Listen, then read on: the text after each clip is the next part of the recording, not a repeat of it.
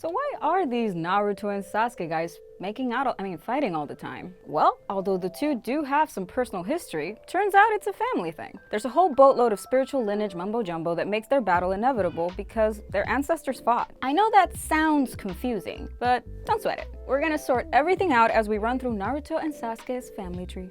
Let's go. Just so you know, there's gonna be spoilers. I'm going into detail on all of these characters, and you know, they're pretty important. Okay, now I'm gonna get into the details like I'm Ancestry.com. At the very top of this family tree, we've got... Did you say tree? Tweet? I said the tweet. At the very top of this family tree, we've got Kaguya Otsutsuki. Believe it or not, she's related to both Naruto and Sasuke. Although I mostly know her as the surprise final boss at the end of Naruto, she's so much more. 1,000 years before her fight against Naruto and Sasuke, Kaguya came to Earth on a mission to find the God Tree and retrieve its fruit for her clan. Shortly after arriving, Kaguya got pregnant. I'll leave it to you to play Mori Povich and guess who the father is. Was it a local emperor named Tenji, or her fellow celestial being, Ishiki Otsutsuki? The anime, the manga, and even the Boruto manga all have different answers. Eventually, she successfully uncovers the God Tree fruit, but instead of taking it back to her people, Kaguya takes a little nibble out of it. That nibble imbues her with chakra and the Rinne Sharingan, a powerful ocular jutsu that can do just about anything. Kaguya uses her power to bring peace to planet Earth, ending all wars. She places humanity under the infinite Tsukuyomi Genjutsu, keeping them from doing further harm. She frees only enough humans to procreate,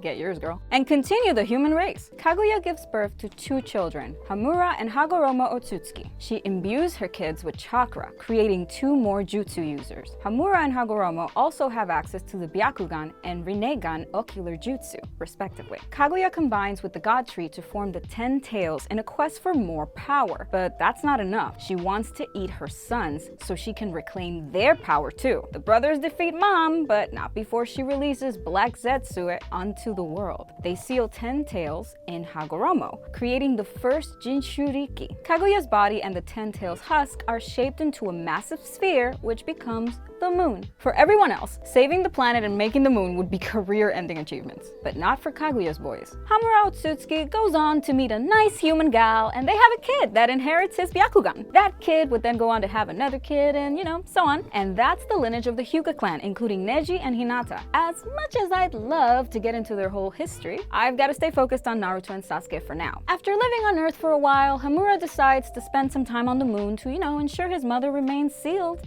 She's there, in the moon, in the sky, just waiting. Meanwhile, Hamura's brother Hagoromo Otsutsuki goes on to enlighten humanity. After his mother's defeat, Hagoromo travels the land doing good deeds, awakening chakra nodes in humans, and teaching them various techniques and mantras. And so, the way of the ninja is born as a religion known as Ninshu. Hagoromo became known as the Sage of 6 Paths. Later in life, Hagoromo separates the 10 Tails into 9 distinct beasts. That's impressive and all, but as far as Naruto and Sasuke are concerned, Hagoromo's greatest achievements are his 2 sons, Indra and Asura. Indra, Hagoromo's firstborn, is a freaking prodigy. First, he officially invents ninjutsu before he even turns 10. Man, I feel like a failure right now. He also inherits most of his father's abilities and combat prowess. This includes the Sharingan, which again, he's able to use expertly. Indra's only flaw is that he's kind of an asshole. Despite all his talent, Indra lacks compassion and treats most people like tools to fuel his own goals. Black Zetsu notices Indra's lack of compassion and has, private chats with him to achieve his own goals. He's successful at 10, is an asshole. Yep, that's a content creator, right?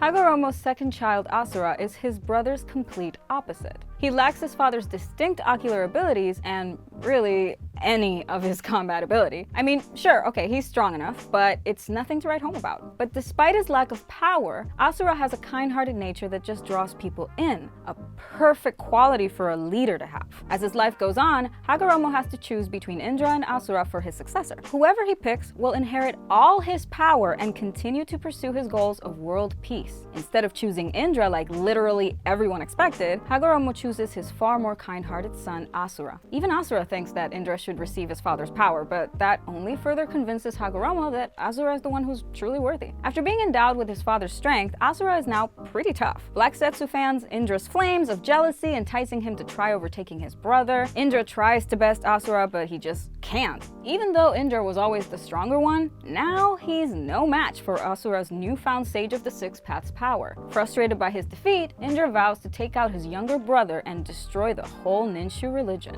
Family, am I right? Eventually, Indra starts a family, founding what would become the Uchiha clan. Asura starts his own family too. He has a wife named Kana and 3 children, forming the lineage of the Senju and Uzumaki clans. During Hagoromo's final days, both of his sons separately come to visit him. Indra promises that even if he can't decimate Ninshu in this life, he'll reincarnate and destroy it when nobody's looking. When Hagoromo later tells Asura about his brother's vow, Asura stubbornly replies that he too will reincarnate to stop Indra. These reincarnations continue to happen again and again, and war rages on between Indra and Asura until they reincarnate into one pair, Madara Uchiha and Hashirama Senju. These two seemingly make amends and found the village of Konoha. Hashirama settles down and marries Mito Uzumaki, and all is well for a time. Konoha endures, providing a home for Indra and Asura's descendants, the Uchiha, Uzumaki, and Senju clans. Naruto's parents were Kushina Uzumaki and Minato Namikaze. As you can tell from her name, Kushina is a member of the Uzumaki clan. Like Naruto, she has had lofty goals as far back as her academy days. She wants to become the first female Hokage. Kushina also has special chakra, making her a very valuable asset to the Uzumaki clan and a perfect Jinchuriki for the nine-tailed beast. She inherits the beast from Mito Uzumaki.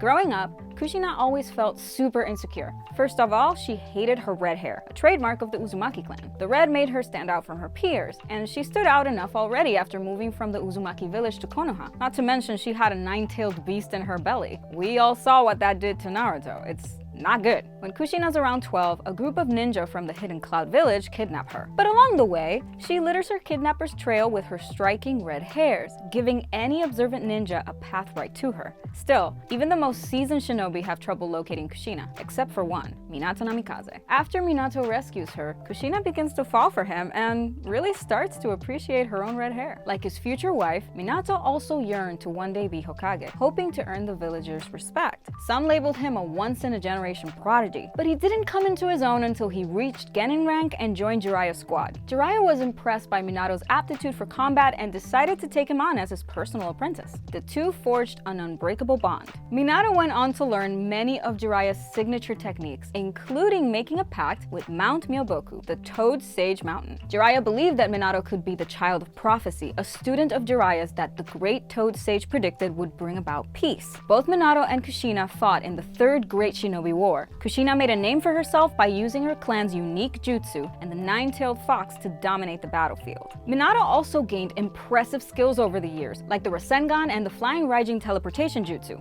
Minato's incredible speed earned him the nickname Yellow Flash, and he went on to lead a squad of all-star Genin featuring Kakashi Hatake, Obito Uchiha, and Rin Nohara. Kakashi was his star pupil. In this house, we stand Kakashi. Sasuke's father, Fugaku Uchiha, was another star of the Third Great Shinobi War. Fugaku was a prolific shinobi, known for leading the Uchiha and captaining the Konoha military police force. He was skilled with his Sharingan and had a natural knack for ninjutsu. He also perfected the Uchiha's fireball jutsu. So yeah, he was a certifiable genius, much like his two sons. During the Third War, he even earned the moniker of Wicked Eye Fugaku. Fugaku's achievements even rivaled Minato's, so his subordinates were disappointed when he didn't gain the same post-war glory. He did leave the war with one thing: a Mangekyo Sharingan, but he kept that under wraps. He believed ocular jutsu would be strong enough to control the nine-tailed fox if it ever came to it. As the Third War concluded, many in the Uchiha clan advocated for Fugaku to be installed as the fourth Hokage, but that position ultimately went to Minato. Fugaku's clansmen saw this as a slight. They felt that the village looked down on the Uchiha people. Things were already tense between Konoha and the Uchiha, but this just added fuel to the fire. Eventually, this tension escalated into a failed coup d'etat led by Fugaku. Fugaku. At some point after the Third War, Fugaku married Mikoto Uchiha. We don't know the specifics, but we do know that Mikoto was a strong kunoichi in her own right, rising to the rank of jonin. She was close friends with Kushina Uzumaki, and they bonded over raising their children. Mikoto already had one baby of her own, Itachi Uchiha. From the day Itachi was born, Fugaku groomed him to one day lead the Uchiha clan. At age 4, Fugaku took Itachi on a little field trip to learn about the horrors of war. Hey son, do you want to learn about the horrors of war?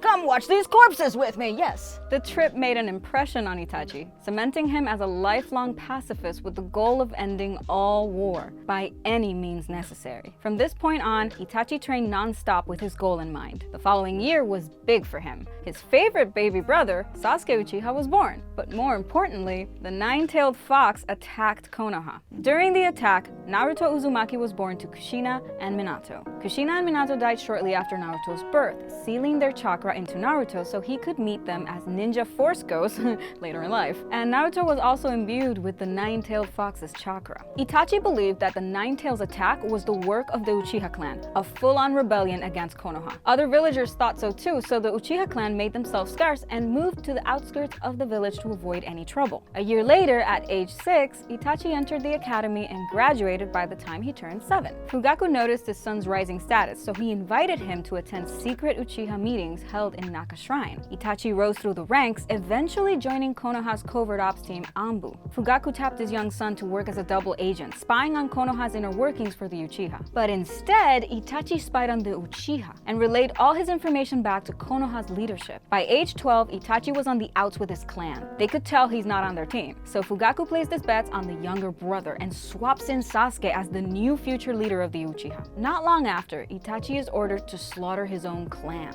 He does so, but spares Sasuke's life. Sure, it could be interpreted as an act of mercy, or Itachi could have kept Sasuke alive so he'd know who it was that slaughtered the Uchiha. Sasuke carries that weight with him for most of the Naruto series proper, determined to kill Itachi and avenge his family. So you already know that Naruto and Sasuke go on a whole gigantic adventure, so we don't have to detail it here. Just go check out our Naruto timeline if you are curious. Once humanity is, I guess, saved, things calm down, and Naruto and Sasuke start their own families. As we all know, Naruto becomes Hokage and settles down with Hinata best girl Hyuga. The pair are like kind of distant cousins to some degree, given their shared ancestry, but we're just gonna... It's far enough. It's far enough. What matters to this family tree are their two children, Boruto Uzumaki and Himawari Uzumaki. Both of them become shinobi. Boruto is basically just a stronger, faster version of his father in a smaller body. So small.